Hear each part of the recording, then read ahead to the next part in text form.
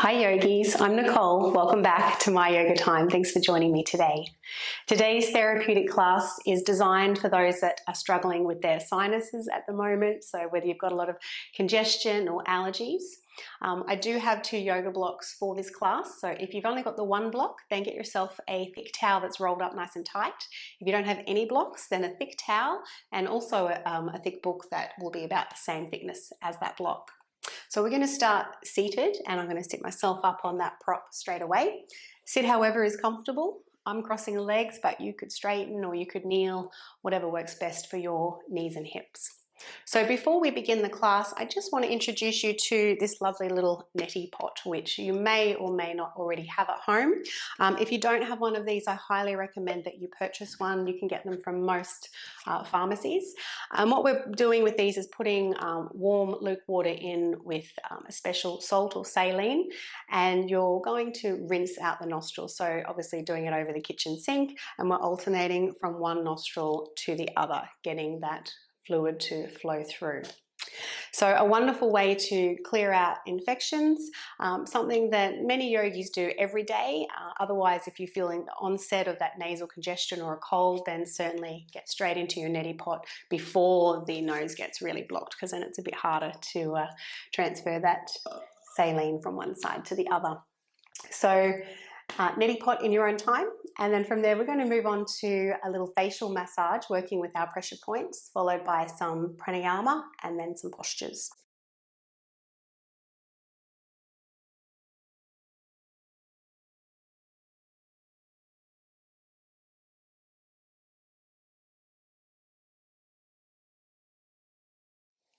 So this self-massage is something that I would encourage you to do numerous times throughout the day.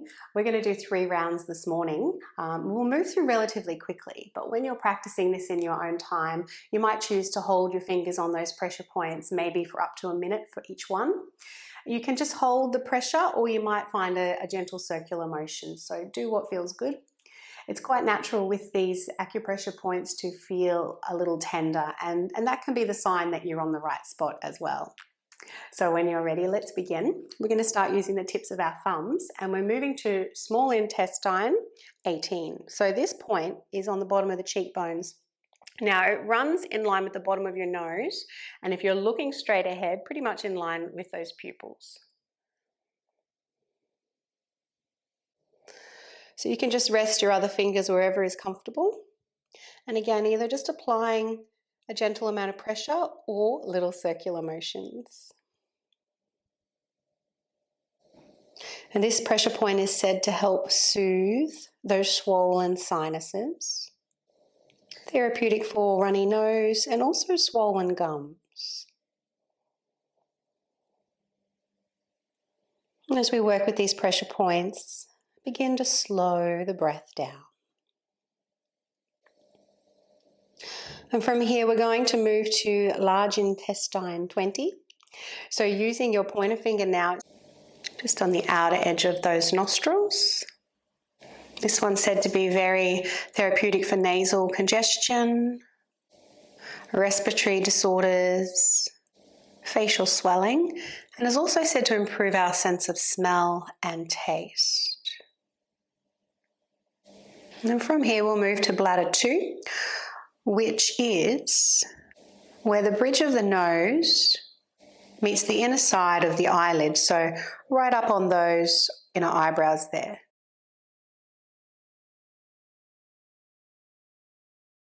This is another one that's said to relieve sinus congestion and that pressure around the eyes, which can lead to those pressure headaches. And then from here, we'll slide those middle fingers up towards one another, still in between the eyebrows, but we're meeting now, so a little bit closer, finding the yin tongue spot. And this one is believed to have many benefits, especially for anxiety, stress, soothes our nervous system, as well as relieving the sinus pressure, the headaches, and is also said to be therapeutic for sleep, for insomnia, improving our quality of sleep. From this point, you can use all of the tips of the fingers just above the eyebrows and a little massage just above the eyebrows there. Maybe a circular motion if you like. Then we're going to slide those fingers to the temples, continue that circular motion. And we're going to run through that routine 2 more times, but a little quicker now. So thumbs to the cheek. And pointer fingers to the outer edges of the nose. Middle fingers to the inner eyebrows. Slide them a little closer up to that third eye point. Massaging just above the eyebrows. And around to those temples. Let's do our third and final round. Thumbs to the cheeks. Pointer fingers to the outer edges of the nose. Middle fingers to the inner eyebrows.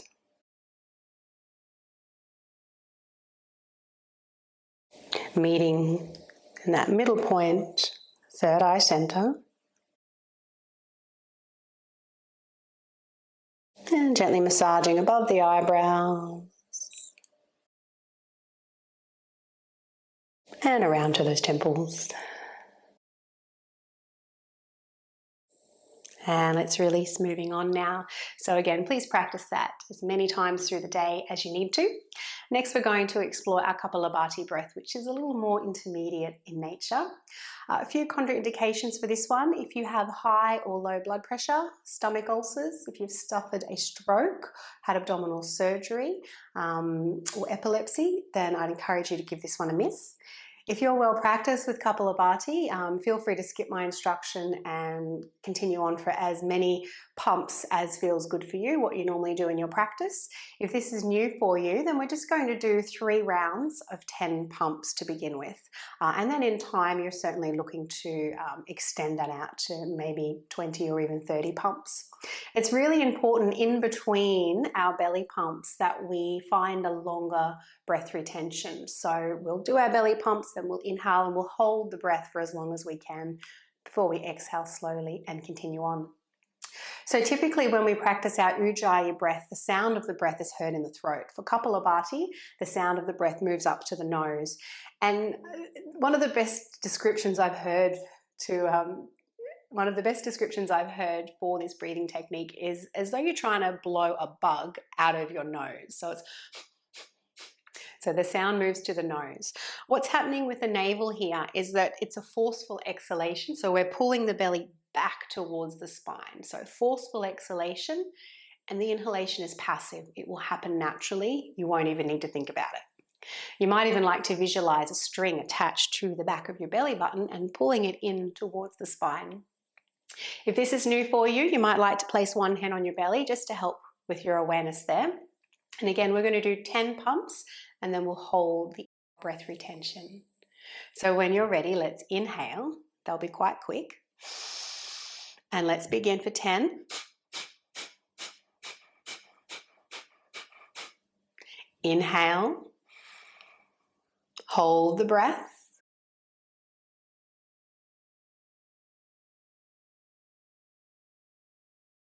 Exhale slowly.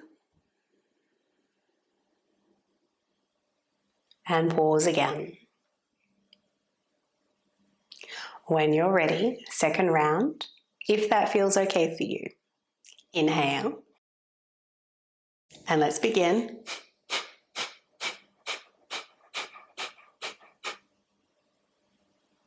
Sip the inhalation.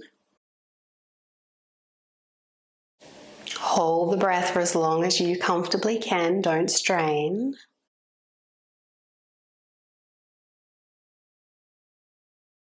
And exhaling slowly.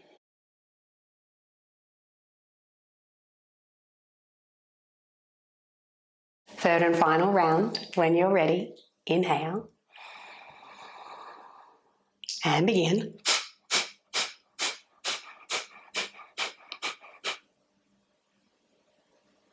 Inhale smoothly, slowly. Hold the breath.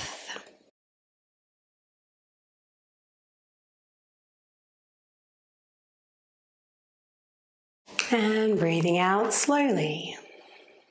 Well done, yogis. So many benefits to Kapalbhati breath. It's really good for strengthening our diaphragm, firing up our solar plexus, also toning the abdominal organs.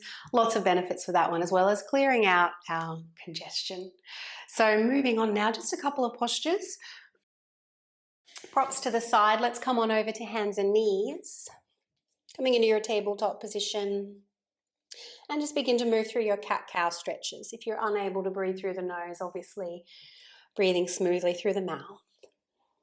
Inhaling into your back bend and exhaling to round.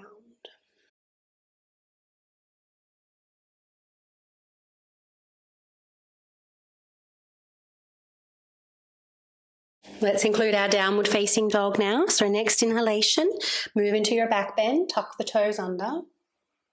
And then as you exhale, round the spine, lifting up the hips.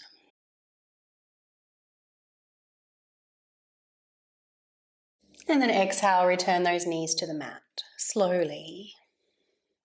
Inhale, drop the belly, back bend. Exhaling to round. Hips up. Let's do one more.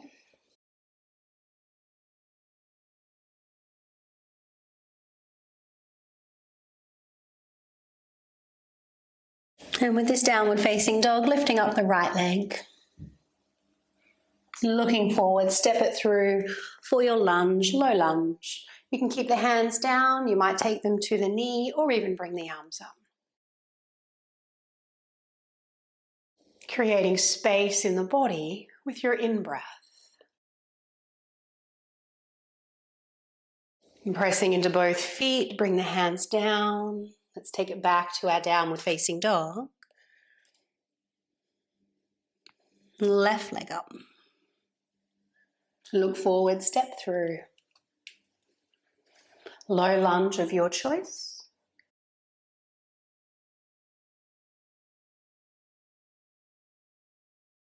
And we'll take our downward facing dog once again. This is our last downward dog. If it feels okay for you, see if you can hold it for that little bit longer.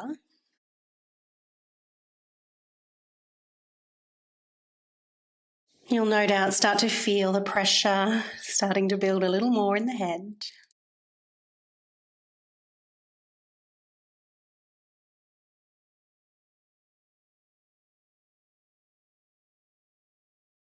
Welcoming any nasal drips as we expel that congestion.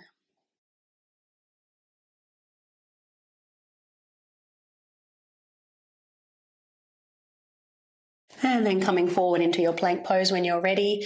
Feel free to lower those knees down or chaturanga all the way down and coming into your Sphinx pose. Propping yourself up on the forearms, gently gliding those elbows back towards the hips. Chin lift, throat forward. Let's take the left ear to the left shoulder. Back to center. Right ear to the right shoulder.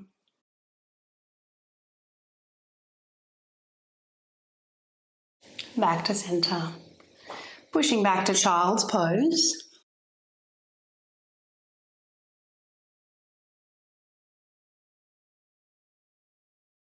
And breathing a little deeper into your back.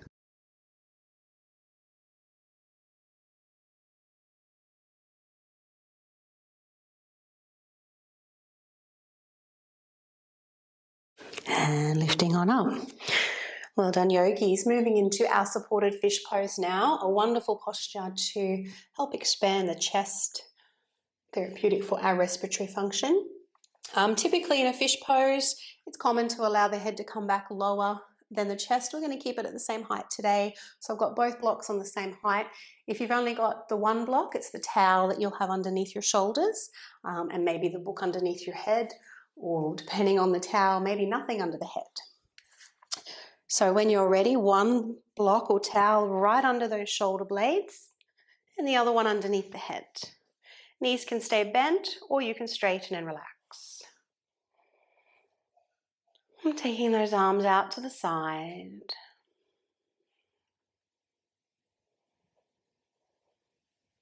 And breathing into the heart center.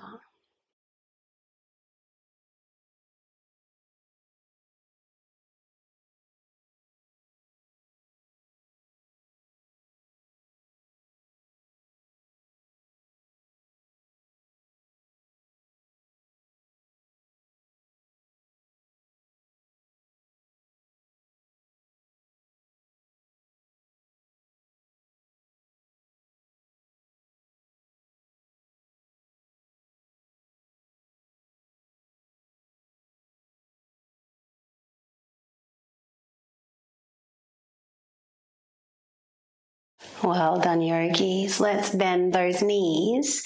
We're going to keep the block under the head, but remove the one from underneath the shoulders. So the upper back will come down to the mat. And just make sure that your block, or if it's the book that you're using, the very edge of it is meeting the base of the skull. And we're just going to very slowly turn the head from side to side. So it's another self-massage here for the neck and the back of the head.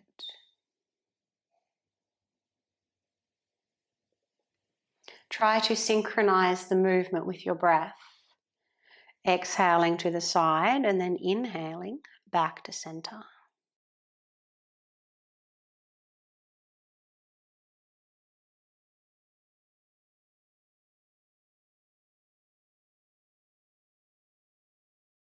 Lots of nerve endings and meridian lines that run through the back of the head and the neck.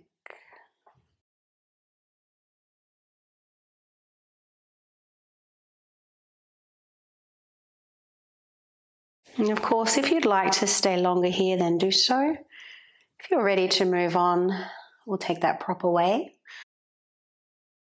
And coming straight into a supported bridge pose, so lifting up the bottom and taking that block either on the flat side underneath the bottom or maybe the second height. Arms can be by your side or above the head.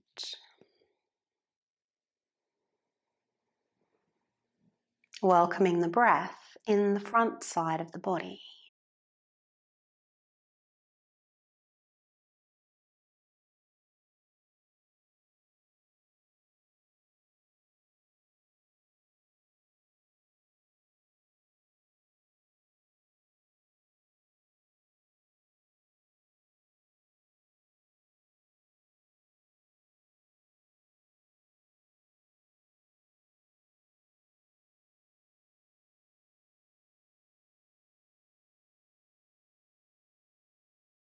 And in your own time, bringing those arms down, pressing down and away through the feet as you lift up the hips. And let's pause here with an active bridge.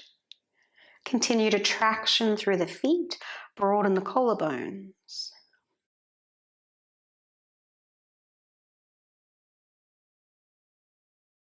Let's remove the prop from underneath, lifting up those heels and slowly coming down one vertebrae at a time. Touching down to the mat, let's take the arms out to the side, lift up the feet, keep your knees and ankles together and just begin to trace little figure of eights.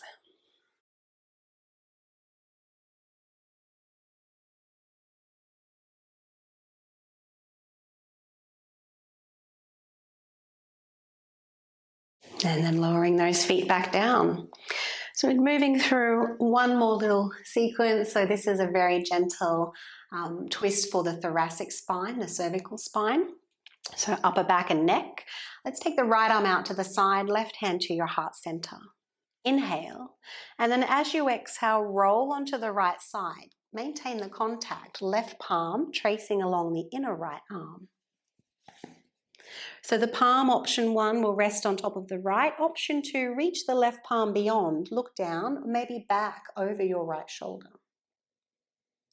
Then as you begin to inhale, let's return. Slowly trace the palm along the inner arm back to the heart, and we'll change sides.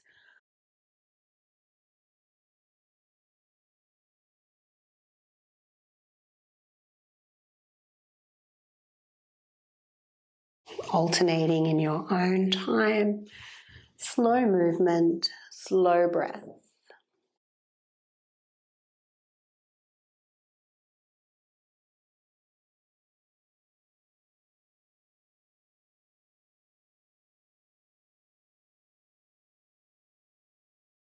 Let's do one more on each side.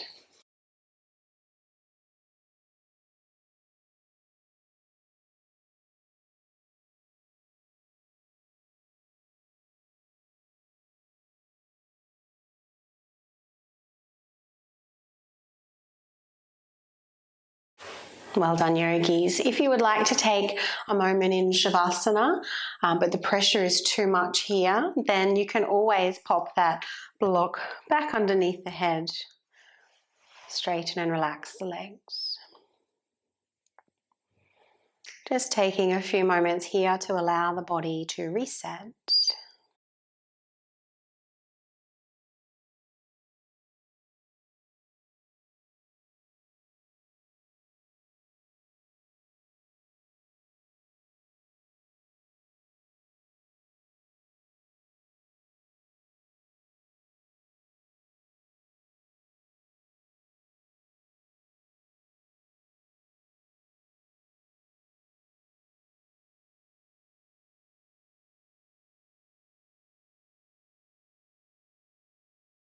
And bringing your awareness back to the body, laying on the mat.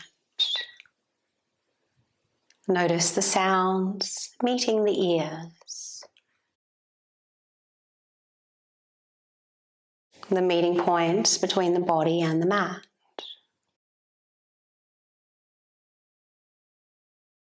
And feel free to wiggle those toes and fingers. Moving and stretching as those urges arise.